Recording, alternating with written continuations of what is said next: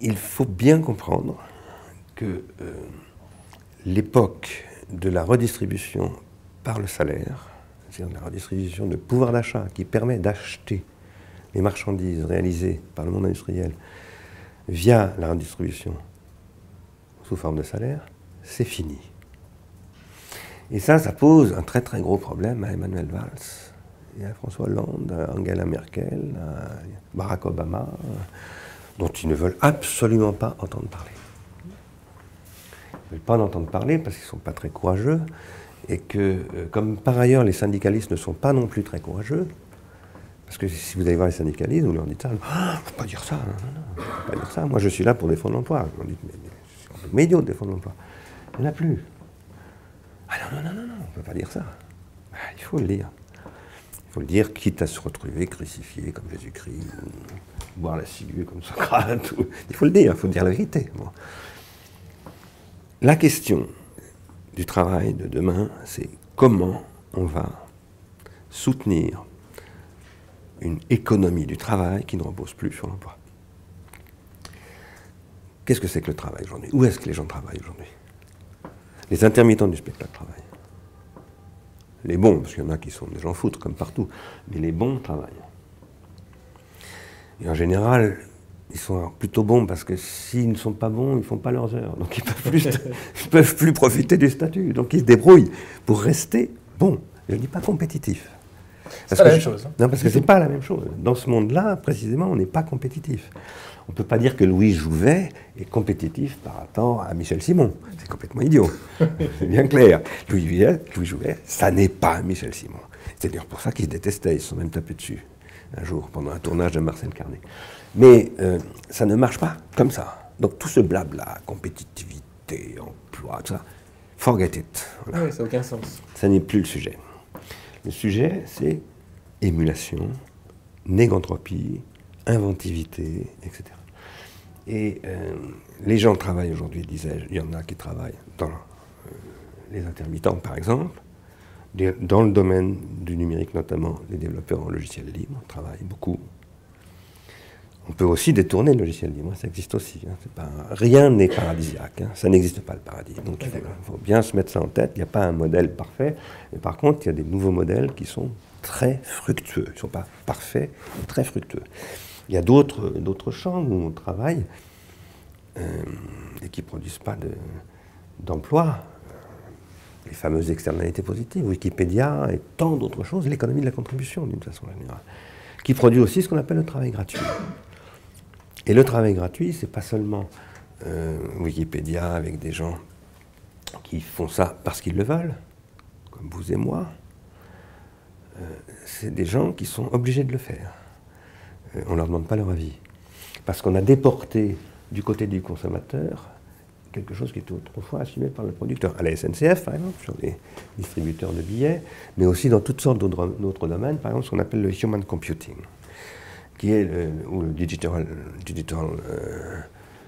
je ne sais plus comment on appelle ça d'ailleurs, exactement, il y a une expression, je ne la retrouve pas, qui est l'hyperprolétarisation numérique, où on vous fait bosser, alors là on vous paye, c'est pas un travail gratuit, mais on vous paye à la micro-tâche. Donc par exemple, un dixième de cent, et quand vous avez fait 100 000 dixièmes de cent, vous avez gagné quelques dollars. Bon. Ça, c'est la prolétarisation d'un nouveau genre numérique qui est en train de se développer et qui est extrêmement toxique. Sur quel territoire elle se fait? Parce qu'effectivement, on a le sentiment que, quand on parle d'innovation, par exemple, on a le sentiment qu'on met tout et son contraire dans le mot innovation. Qu'on met des gens, effectivement, du logiciel libre, en open source, des gens qui, réellement, sont dans une logique de création, de challenge, de pari, quoi, plutôt de pari, de doute, hein, et de rebondissement, d'inventivité.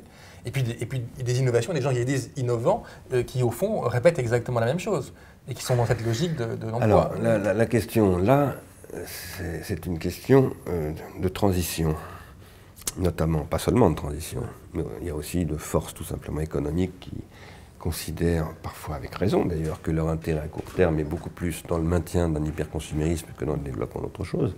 Ça, c'est une évidence. Hein. Qu'il y a des forces aujourd'hui qui, à court terme, je dis bien, parce qu'à long terme, elles ont absolument tort.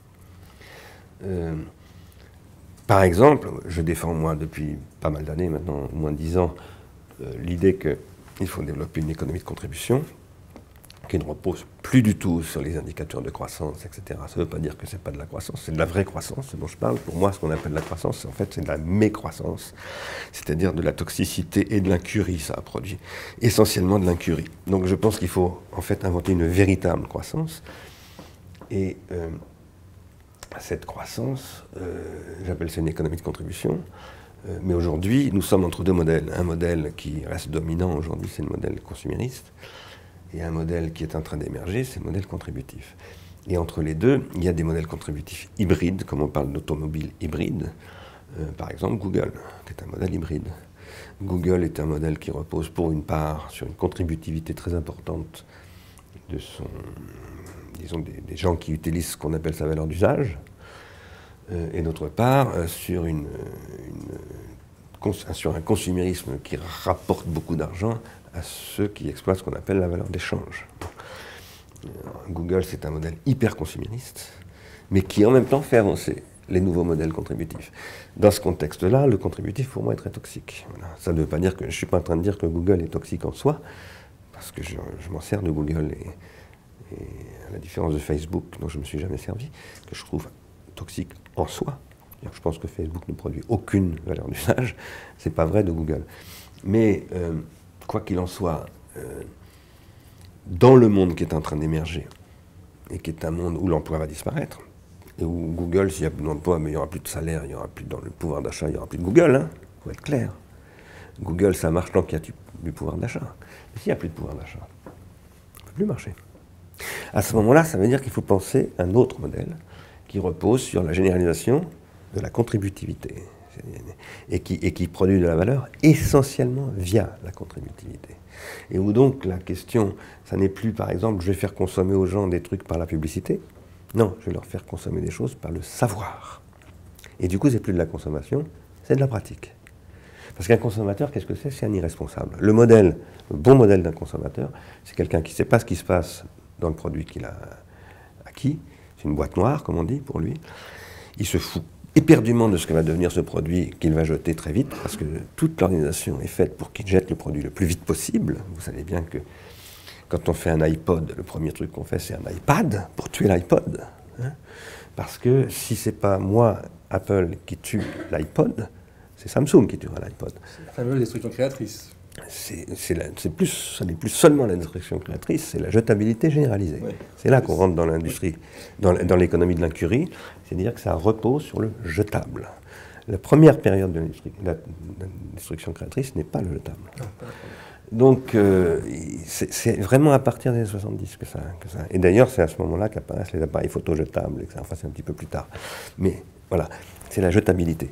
Et ça veut dire que le consommateur, c'est un irresponsable. C'est-à-dire que c'est quelqu'un qui se fout éperdument de l'environnement, de la manière dont le produit est fait, de ce que ça lui fait à lui aussi, etc. Il n'est pas soigneux, il est incurieux, comme disait Bossuet. Il appelait les incurieux, disait Bossuet. Voilà, la plaie, c'était déjà à l'époque de Bossuet, la plaie des incurieux. Bon, ceux qui se foutent de tout. Hein, ça veut dire, l'incurie, c'est en langage familier, c'est le je m'en foutisme. Hein, c'est ça. Hein. Le consumérisme a reposé sur le développement généralisé du je m'en foutisme. Chez les actionnaires, qui disent je fais mon maximum d'oseille et je me tire. Bon. Chez les consommateurs, chez les producteurs, qui ne sont plus du tout motivés, donc ils bossent uniquement sous le contrôle des caméras, des contremaîtres, je ne sais pas quoi. C'est la démotivation généralisée. Ça ne marche plus du tout. Et avec la montée en puissance des automates qui vont déferler là, dans les 10 ans qui viennent avec une extrême brutalité, on va vraiment voir ce que ça veut dire, que ça ne marche plus du tout.